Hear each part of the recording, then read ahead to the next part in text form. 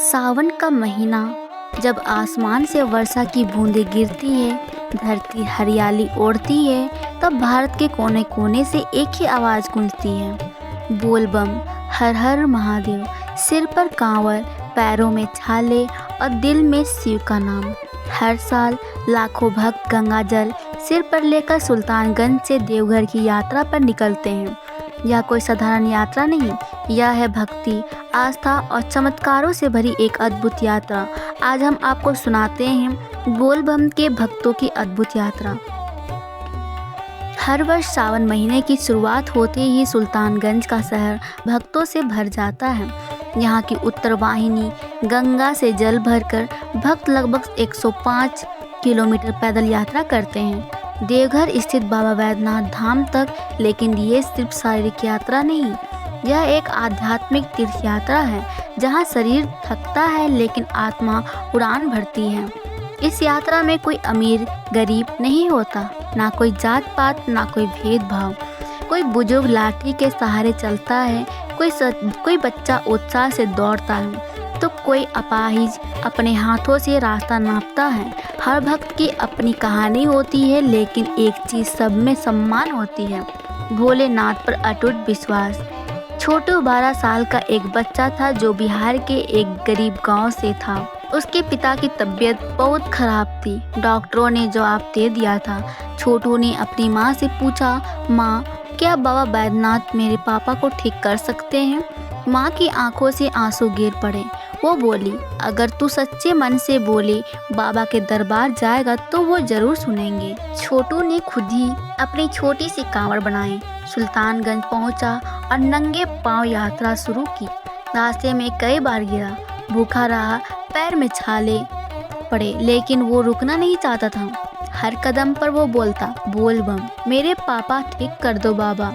7 दिनों की यात्रा के बाद जब वह देवघर पहुंचा और जल चढ़ाया तो उसी समय उसके गांव में उसके पिता की आंखें खुल गई।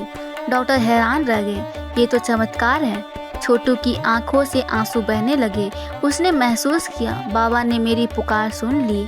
बोलबम यात्रा कठिन होती है, बारिश, धूप, कीचड़, भीड़, थके हुए पांव, भूखा पेट, लेकिन हर पड़ाव पर लगे होते हैं सेवा शिविर, जहाँ कोई भोजन कराता है, कोई चप्पल देता है, कोई पांव दबा देता है, कोई मुस्कुरा कर कहता है, बोल बम भाई। यह सेवा भावना की बोल बम यात्रा को अद्भुत बनाती है। अब तो महिलाएं भी बड़ी संख्या में कांवड़ यात्रा करने लगी है। कोई नवविवाहिता संतान सुख की कामना लेकर आती, कोई माँ अपने बच्चों की सफलता के लिए, कोई बेटी अपने घर के सुख शांति के लिए। एक महिला ने कहा, मैंने बोलबम से मांगा था कि मेरी बेटी डॉक्टर बने, आज वो MBBS में है।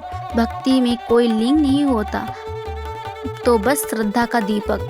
रात के समय जब भक्त विश्राम करते हैं तो पूरा माहौल एक शिवधाम बन जाता है।